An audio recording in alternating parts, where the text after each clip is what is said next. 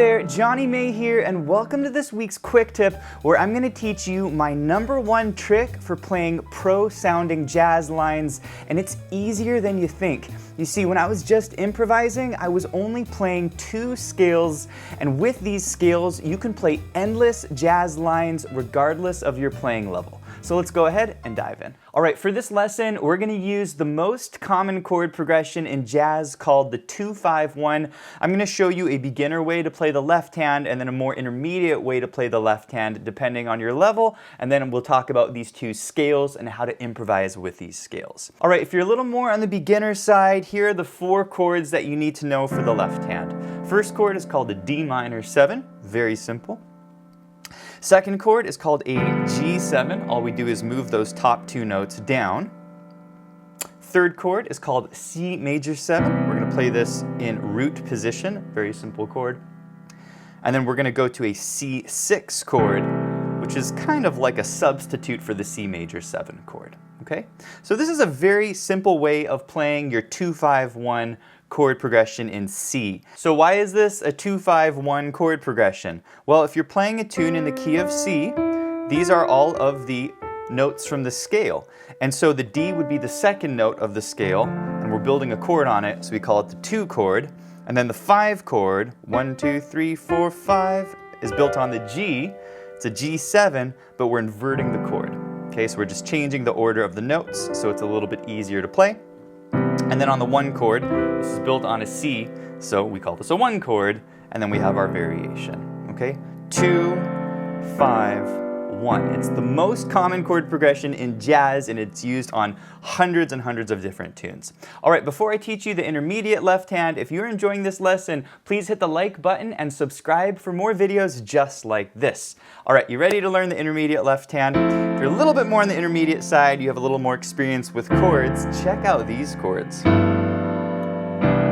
that sound beautiful? Okay. These are called rootless voicing chords.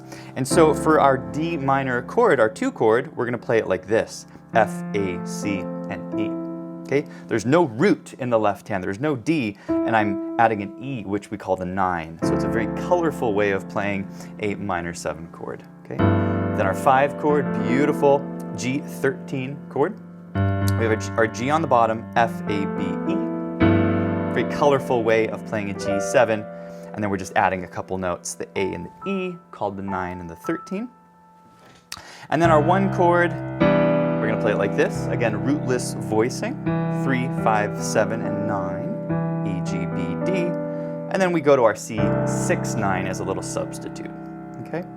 So if you're a little bit more on the intermediate side, you want to play a little bit more interesting sounding chords, you can play these rootless voicing chords in your left hand, and these sound really great with the backing tracks. All right, the next step is to learn the 2 scales that you can use to improvise over these chords, and they are incredibly simple to play.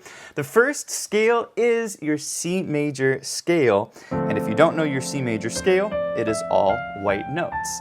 Now, the really cool thing with your C major scale is you can actually use this scale over 3 of the chords in this chord progression. You can use it on your 2 chord, the D minor. You could use it on your G7, but we're going to use a much cooler scale on this chord. And then you can use your C major scale on your C major 7 chord and then your C6 chord. Okay? So the C major scale works over all of these chords. Sounds great. Okay? Now when you get to your G7 chord, this is where the magic happens. Right? What is the scale that I'm playing on my G7 chord? Well, it's called the G dominant diminished scale, and it's a very simple scale because it follows a pattern, and here's the pattern. We're going to start on G, and we're going to go half step, whole step, half step, that's the thumb on B. We're going to go whole step, and then half step again to D, that's the thumb, and then we go whole step, half step, and then thumb on G. Okay? I know it is a very weird looking scale, but it is an incredible scale that you really should know if you want to improvise in the jazz style. Okay, so once more, we go G, A flat, B flat, thumb on the B, we go 2 finger on the D flat, thumb on the D, E, F, and G. Okay? And this is an amazing scale because you hit some very cool colors on your G7 chord. You hit what's called a flat 9, you have a sharp 9, you have a sharp 11, and you have a 13. These are all chord altered notes and chord extended notes that sound really nice on a 7th chord or a dominant 7 chord. Okay? And so with these two scales, C major and C dominant diminished, you can create some really cool sounds.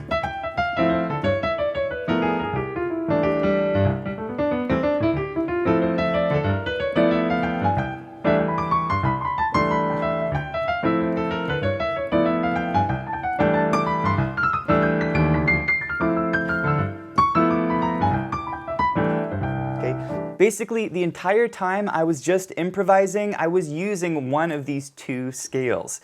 So how do you actually use these scales to improvise? Well, the first step is to play a connecting scales exercise, because it's really important that when you're improvising, you can connect both of these scales in a smooth way. And so you really need to practice a connecting scale exercise. So here is the exercise. It's very simple. We're going to play our D minor 7 chord in the left hand, and we're going to walk up the notes of C major, and we're going to start on D, which is the root note of this chord. Okay, so we walk up notes of C major, and then on the G7 chord, we're going to come down using the notes of G dominant diminished. So we're going to go D flat, B, B flat, A flat, G, F, E, D. That was 8 notes. 1 and 2 and 3 and 4 and then we land on the E from our next chord, our C major 7 chord, and this is a really strong note to land on. It's the 3rd of the chord, and it's a very consonant sounding note. And this is really important when you're improvising your jazz lines, is to try landing on one of your chord tones. These are called consonant notes. And so with this exercise, you naturally end up landing on the 3rd of the chord, the E. Okay? Now there's 2 more sections of this exercise, but as you're practicing this, I encourage you to kind of build some speed. Also make sure you're swinging your notes. 1 and 2 and 3 and 4 and 1 and 2 and 3 and 4 and 1. Okay? Now, you're going to want to play this exercise in 3 different positions. For that position, we're starting on the D. For the next position, I recommend you start on the F, which is the 3rd of this chord. And so we're going to play the same scale, C major. And then we're going to come down on that G dominant diminished on the G7 chord. Doesn't that sound cool? And then when we get to that F, we're going to come back up and land on the G, which is the 5th of our C major 7 chord. Are you seeing the pattern here? So once again, we're doing the same exercise, but we're just shifting up to the next chord tone from our D minor 7 chord. So here it is once more. And down. That sounds great. And then you can do the same exact exercise starting on the 5th of the chord, the D minor 7. Basically, I'm just starting on the A, playing all of my notes from C, and then after that A, I'm going to come down G dominant diminished. And then from here, you can land on the B, which is the 7th of the chord, or you could land on the C, which is the root of the chord. Okay? So this is a very important exercise because what it's helping you do is connect your scales. See what I did there? I just basically played my exercise going up and coming back down, but I played it a little bit faster, and you can start to hear how the lines connect with multiple scales. Now what I want to do is play the full exercise with one of our backing tracks. This lesson comes with 3 backing tracks at different tempos, and so we're going to play this with the medium tempo at 100 BPM, and you can choose whichever left hand you want. So if you're more on the beginner side, this sounds really nice, and if you're a little more on the intermediate side, you can use this left hand. However, if you're going to use the intermediate left hand, I would shift the exercise up the octave so that your hands don't clash with one another. Okay, here it is at 100 BPM. Here we go.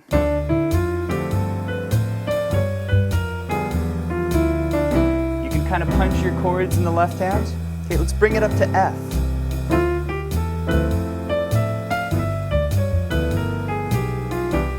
Sounding great. And let's bring it up to the A. Here it is.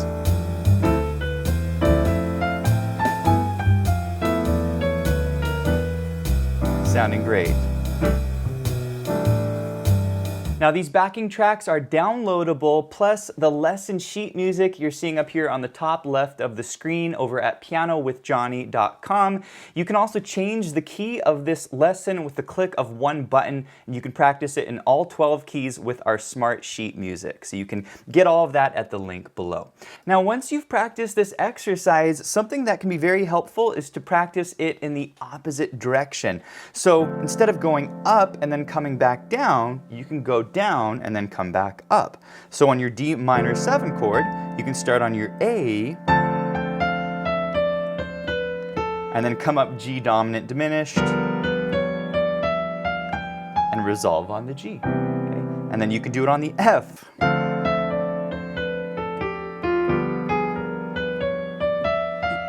And then you could do it on the D.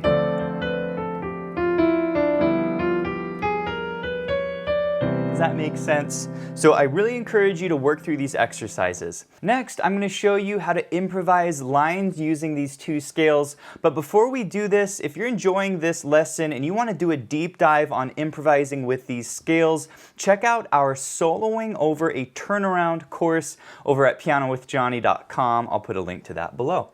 All right, so how do you actually improvise with both of these scales? Well, the really cool thing is that you can use any of the notes from either of these scales as long as they match the chord. The key is to play lines, and a line has a very clear start and end point. So let me give you an example here of a line. I'm starting on my D minor 7. I can use any notes from C major. So I might start on my G. And then I'm going to switch here to my G dominant diminished. And then on my C chord, I'm going to land on my G, and there's my line. Isn't that a beautiful sounding line? And I'm only using two scales, C major and G dominant diminished. Okay? Now if you sped this line up a little bit, it's going to sound really nice.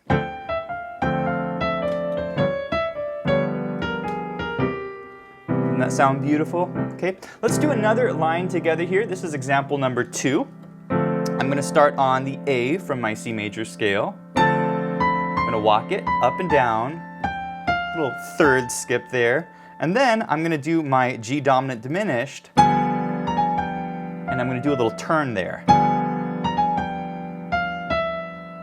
And then C sharp, D, and then I'm going to end it like that. Okay, there's my line.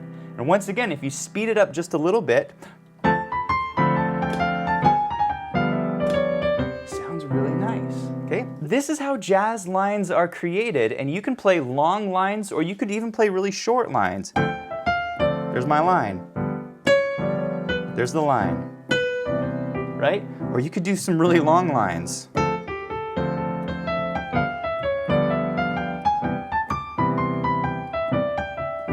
Right? So you can really start to have fun with your lines. I want to show you one more example, and then I'll show you a quick improv with a variety of lines. Okay, this is example 3. Doesn't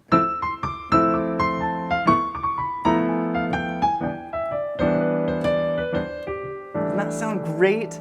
And so basically what I'm doing here is on the D minor 7 chord, I'm way up here on my E, and I'm gonna walk it up, I'm gonna come down, little thirds here, kind of outlining the chord. I'm going to hop back up to that C sharp from that G dominant diminished scale. There's my turn there. And I skip down to F. That's down to my A flat. And then I'm going to come to my C chord. That's my G. I'm going to skip down to E. Just kind of walking here. And that's my line. So as you can see, there are many different ways that you can create jazz lines. And so in our final example, I'm just going to improvise over the backing track, and I want you to listen to the types of lines that I create, so hopefully they will inspire you to create some of your own lines. Here we go. I'd start simple.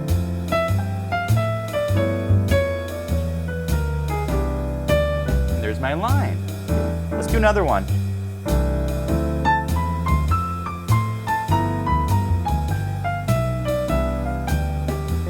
They don't have to be too crazy. Let's do another one.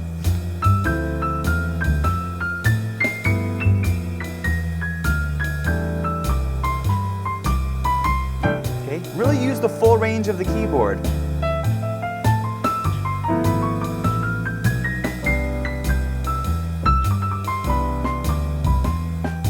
Hey, thanks for watching, and if you enjoyed this lesson, be sure to check out pianowithjonny.com. We have over 1,000 step-by-step lessons for all playing levels where you'll learn your favorite songs, styles, and how to improvise at the piano. Thanks for watching, and I'll see you in the next one.